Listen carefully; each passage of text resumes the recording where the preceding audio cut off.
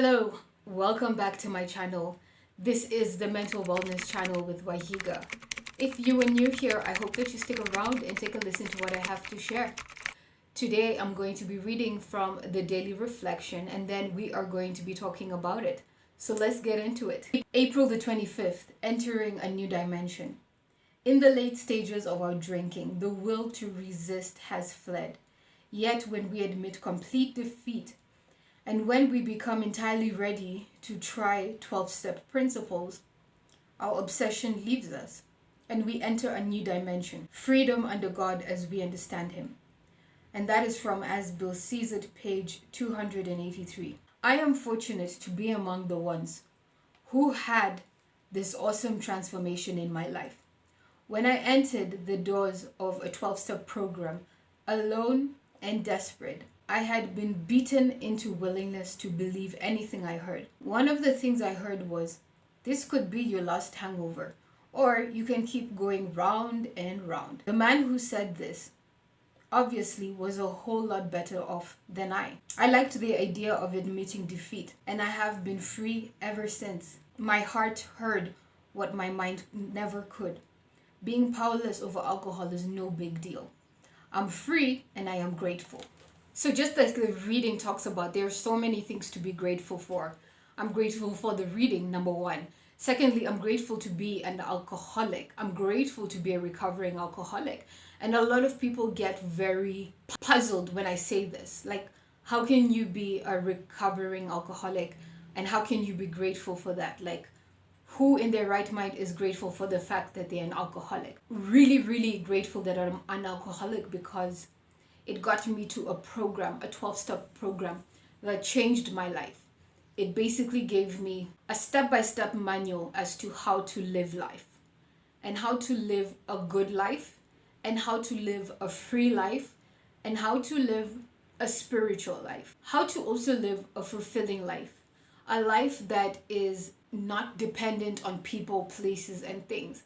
And I think the way our society is set up, a lot of people depend on people, other people, to love them enough, to want them enough. A lot of people depend on things, alcohol, drugs, sex, rock and roll, money, whatever it is. A lot of people depend also on places to make them feel a certain way, to help inspire some change in them. What alcoholism has taught me, and one of the biggest lessons it has taught me, is that a thing, a person, and a place can never change you.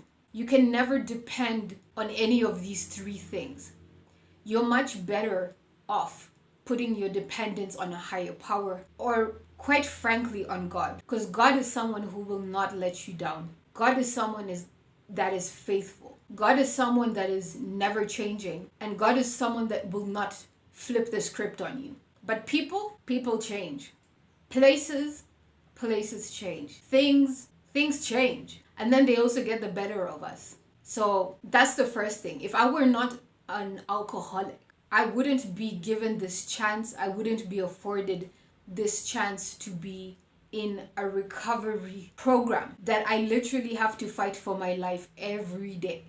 I need to be there every day. I need to be in meetings every day so that I can live a life of quality. And it becomes obviously much more than just not picking up a drink today. It becomes, am I emotionally sober? It becomes so many other things. And to be emotionally sober is to basically place all your reliance upon God and have no reliance upon things, people, and places, because those things will always let you down. As human beings, it is very easy for us to put our faith in things that we see, in people that we know, or in things and places that we see and know, things that are tangible. However, putting our faith in the unseen, putting our faith in the Lord is not easy.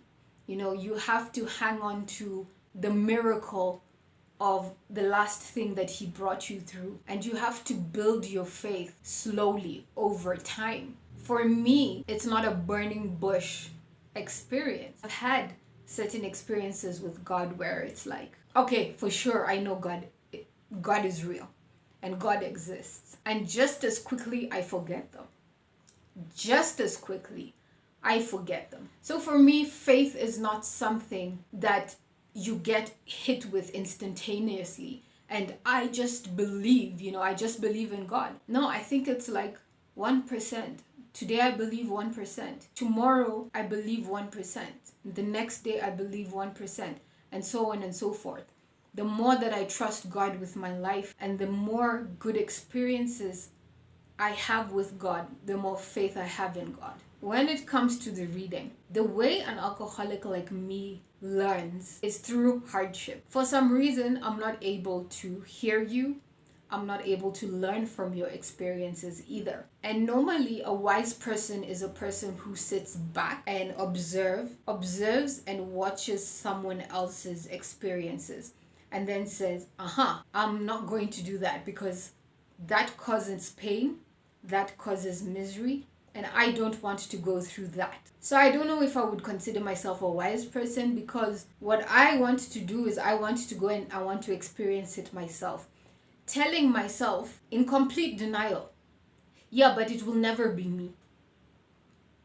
It will never be me. Yeah, I'll drink and I'll party and I'll do drugs, but I'll never become an alcoholic. I'll never become a drug addict. It wouldn't be me. Maybe you, but not me. Because why? Because I have big plans for my future, because I'm young, because I went to private school. I don't know, because I have so much going for me. That can happen to you, but that's not going to happen to me. And then it happens to me, and it takes me 10 years of a good beating, a very good beating by the bottle, to realize, okay, I think we actually have a drinking problem. It took me 10 years of heavy alcoholic drinking for me to realize that I had a drinking problem. Something that was plain to see for a lot of people. It was taking me 10 years to consider that I might have a problem. The day I remember admitting to my innermost self that I probably might have a problem, that was the 23rd of February 2017. I was here in the Shamba and I was spent. I was completely spent. A Shamba is a garden, for those of you who don't know. I was out in the garden and it was like the third day of my hangover. I was so hungover and I had just enough energy to take me to the bar. And my mom gave me an ultimatum that day. She was like, if you leave this house today, girl, you ain't coming back. Like, don't come back. And I could tell that she was not bluffing this time. I could tell she was being for real. So I went to the garden and I sat down and 2 questions came to me. 1, Waihiga, why are you in all the problems you're in? And I was like, alcohol. And then the second question asked me, might you just be willing to consider that you are an alcoholic? And I told that voice, okay, I'm an alcoholic. But if I'm an alcoholic, I need help and I need it right now. I need it today. I need it now. And within 2 hours of having that inner dialogue within me, help was there. A lady was sitting across from me at a table and telling me about her drinking. And she was describing my drinking. Yet she looked well kept. She was really well groomed, so beautiful, so radiant. Her hands weren't shaking. Her hands were painted really nicely. She was dressed really well. Yet the language that was coming out of her mouth, I could relate to 1,001%. And finally, she told me about how she got sober. And she asked me if I wanted what she had. Or I think I asked her how she did it, how she got sober. And she told me how she did it. And I was skeptical. I was like, yeah, 12-step program. I've heard about that. I've done that. I've been for a meeting. But in actuality, I had not practiced the principles of a 12-step program in my life. If I had, I would have been sober. We would have been 3 sober people sitting at that table. But we were not. There were only 2. I was not one of them. And they asked me that day, so what are you going to do? Because the plan isn't going to be you stay here. That's not the plan. And so I told them, fine, I'll come with you. And I'll give whatever program, whatever is in front of me, a shot. And thank God that it was the 12-step program. Because I had been to rehab before, I had been locked up before, and I was scared of having that happen again. I didn't want to be locked up again. I didn't want to be criminalized for a disease. I didn't know that at the time, but I didn't want to be treated like a criminal because I was a drunkard. I just wanted to be treated like a human being. And I went to a halfway house in Parklands, and there I was reintroduced to the 12 steps of recovery. And then I worked my way. I got 4.5 months of sobriety, and then I relapsed. Why? I thought it was a good idea to get a boyfriend. After that relapse, I looked at myself in the mirror, and you know how people have the devil here and the angel here? So I had the devil here on this shoulder telling me when I was looking at the mirror, Waihiga, you see, you're so stupid going around and telling everybody that you're sober. You're not sober. You'll never be sober. Look how you ruined it. You got drunk on your 25th birthday. And then this other part of me was like, but did you do every single thing those people told you to do in that program? And I said no. And then that was the day I decided, you know what, I think I'm gonna give the 12-step program my all. And I've been sober ever since. My point is this: I had to be beaten to submission. And that comes to a lot of things that happened to me in my life. When it comes to stubbornness, listening, humility, alcoholism, anything I have learned in my life has come through hardship.